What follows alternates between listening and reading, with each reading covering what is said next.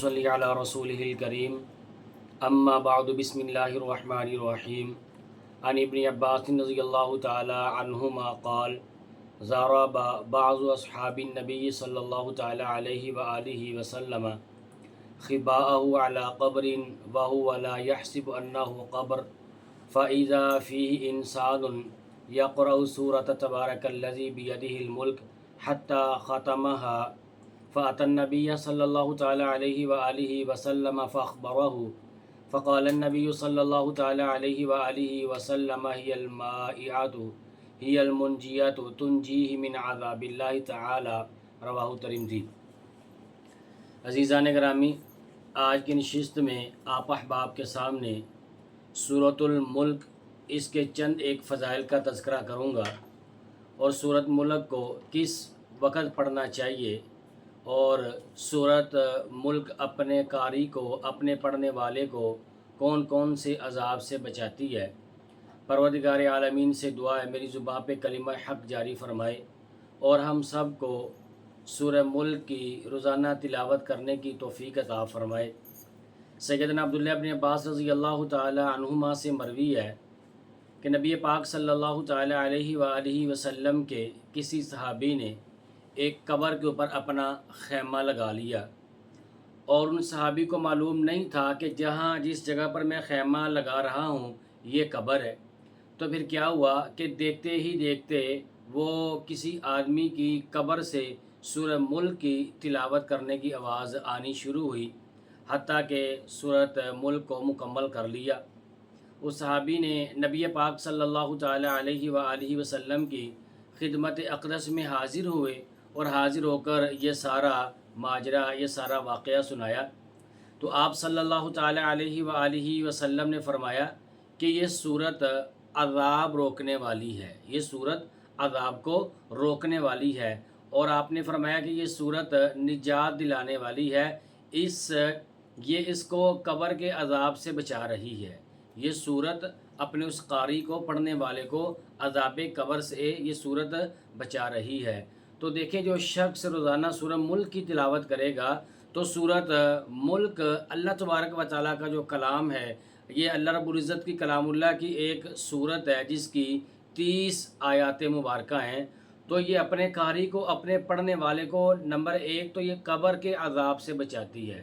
اپنے پڑھنے والے کو قبر کے عذاب سے بچاتی ہے۔ اور اسی طرح ایک دوسری روایت ہے، سیدنا عبداللہ ابن مسعود رضی اللہ تعالیٰ عنہ سے روایت ہے کہ سورۃ تبارک الذی کا ایک نام مانعہ ہے۔ سورۃ تبارک الذی کا ایک نام مانعہ ہے، یعنی اللہ تبارک و تعالیٰ کے حکم سے یہ قاری کو، اپنے پڑھنے والے سے عذاب کو روک دیتی ہے۔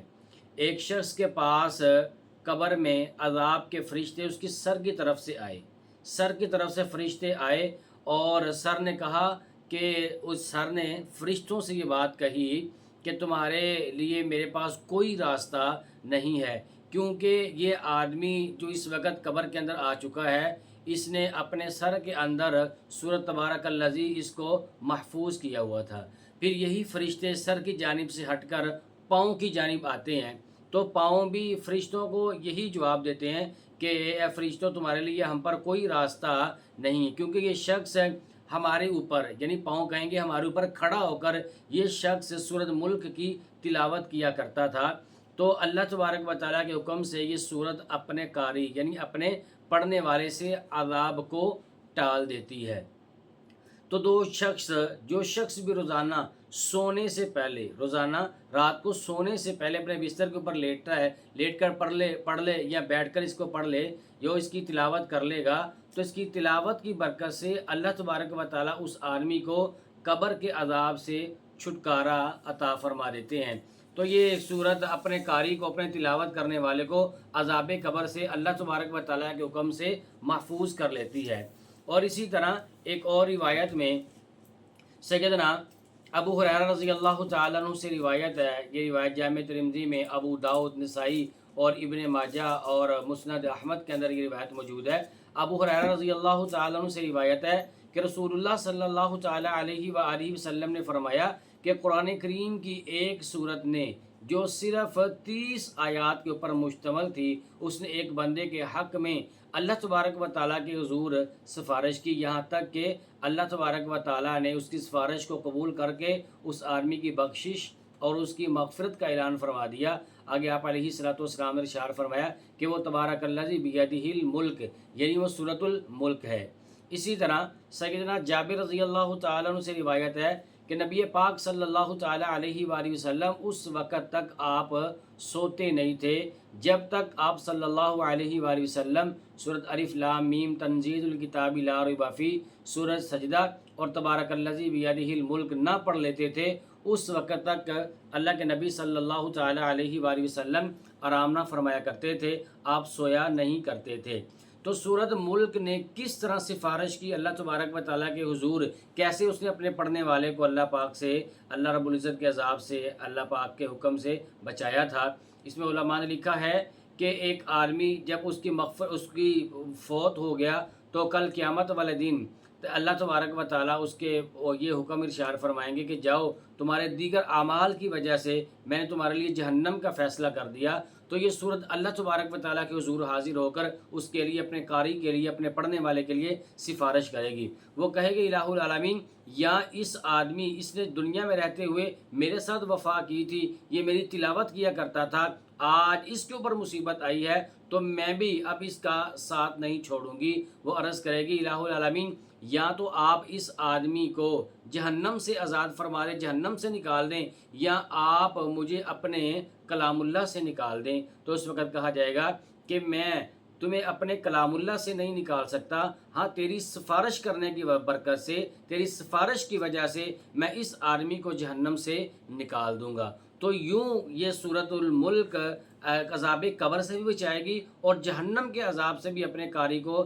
سورۃ الملک اللہ پاک کے حکم سے بچا لے گی۔ تو سورۃ ملک کو رات کو سونے سے پہلے اس کو پڑھنا چاہیے، اور سورۃ ملک کی رات کو سونے سے پہلے تلاوت کرنا یہ سنت عمل ہے۔ جہاں اللہ کے نبی علیہ الصلوۃ والسلام دیگر اعمال فرمایا کرتے تھے، ان اعمال میں آپ کا ایک عمل یہ بھی تھا کہ آپ سورۃ الملک کی تلاوت کرنے کیے بغیر آپ سویا نہیں کرتے تھے۔ تو سورۃ ملک پڑھنے کا فائدہ کیا ہوگا؟ ایک سورۃ ملک پڑھنے کا فائدہ یہ ہوگا کہ یہ سورۃ ملک کی برکت سے اللہ پاک قبر کے عذاب سے بچائیں گے، قبر میں حفاظت فرمائیں گے، کوئی کسی قسم کا کیڑا قبر کا اس آدمی کے جسم کو نقصان نہیں پہنچا سکے گا۔ ایک فائدہ تو اس کا یہ ہو جائے گا، اور دوسرا فائدہ اس کا یہ ہوگا کہ اگر دیگر اعمال کی وجہ سے خدا نخواستہ جہنم کا فیصلہ ہو گیا تو اس کی سفارش کی برکت سے اللہ تبارک و تعالیٰ جہنم کے عذاب سے بھی بچا لیں گے۔ اور پھر یہ سنت ہے اس کا پڑھنا، اگر اس کی تلاوت کی جائے گی تو سنت کے اوپر بھی عمل ہو جائے گا۔ پھر حدیث مبارکہ کے اندر بھی یہ بات آئی ہے،